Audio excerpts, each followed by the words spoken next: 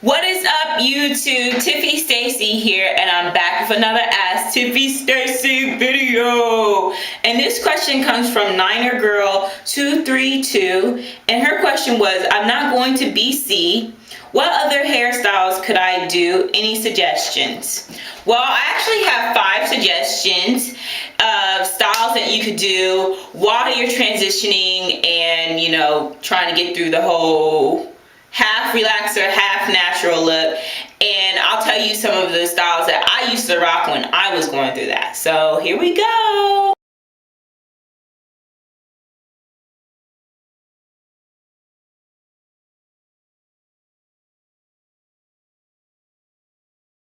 So the first style is called Bantu knots.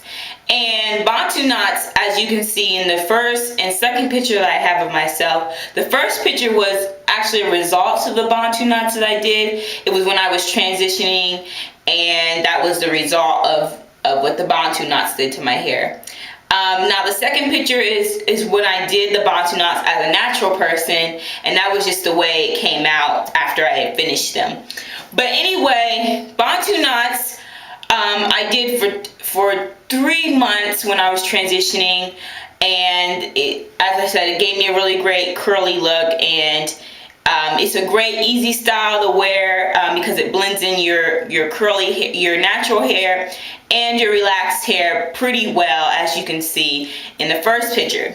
Now I'm going to kind of demonstrate to you what I kind of did as far as that. There's actually great videos out there on how to do Bantu knots, but what I did was I usually twisted my hair when it was either wet or damp, and I twist it around itself, or you know, you don't even have to do, you don't have to wet it. You can put like some product on it and like some gel or whatever that you use, and just wrap it around itself. Some people do a 2-strand twist, but I like to twist it for some reason. I think it comes out better, and I just wrap it around itself.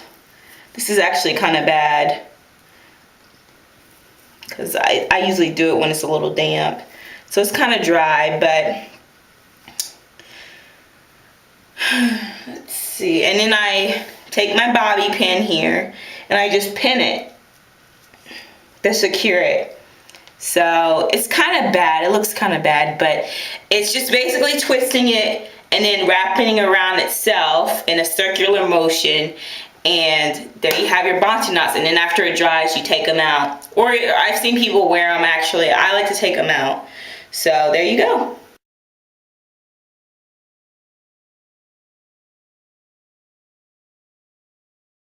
So a second style you can go for is braids. And that's just usually like, I like braids in the summer. I feel like braids are like summertime hair.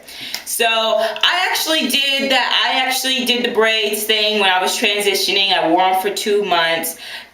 They were pencil sized braids, and my hair came out fine, even though, you know, I had the mixture of natural hair and relaxed hair.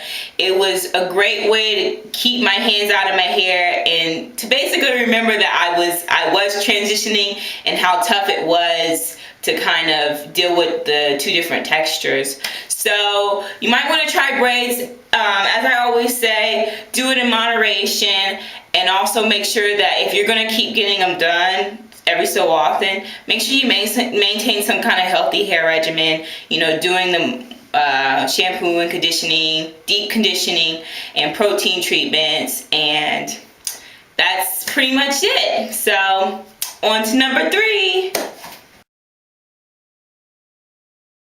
So tip number 3 is, as you can see, I'm a big advocate with transitioning styles, going with curly roller set type looks, because it helps with low manipulation and also helps you from kind of going crazy when you're transitioning, when you're dealing with that half new growth, half relaxed hair.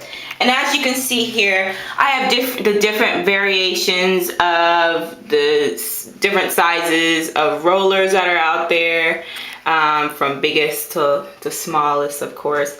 I like to put different sizes in my hair whenever I do it. I don't like the same size all around my head just because it looks better once it's done. So definitely spend the money. They're only like $1 or so per bag, and I can't remember how many you get in a bag, but they're definitely worth it, and they'll save you a lot of trouble. Now right here are the spiral rods. These are like the flexible kind. I don't really use these very much because it's hard to dry. My hair is hard to dry with those, but these are the spiral rods that have like the little indentions in them. And I will tell you what, these are like the rods from hell. I would suggest that you basically have someone put these rollers in your hair because it's too much. Now they have these little clips here that comes out, and that's how you keep your hair on the rod. So you basically have to be able to see in order to put these little clips on the ends of your hair. So have someone else do it. Okay, so tip number 4 and 5 are pretty similar in a way. And number 4 is try maybe a sew-in weave. I'm not a big advocate with weaves, that's just me.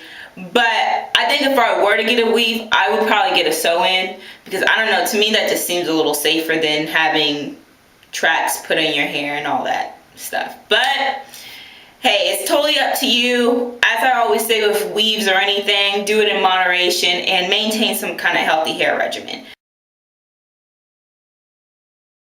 Okay, so the final tip that I have is tip number 5, and it involves wearing a wig or phony ponytail while you're transitioning. Now, I'm not necessarily a wig wearer, so I can't really give you an advice on this, but I can tell you that, as I said, with any of the things that you get like that involve weaves, maintaining a healthy hair regimen is always a necessity in this. Even though you're growing out your natural hair and you still have relaxed ends, you still want to maintain some kind of healthy hair regimen. So don't neglect your hair. So anyway, I hope those tips help. As always, comment and subscribe. And thanks Niner Girl 232 for sending me the question. And also, as I always say, hit me up on Facebook and hit me up at Twitter at Tiffy Stacey. So I'll see y'all in the next video.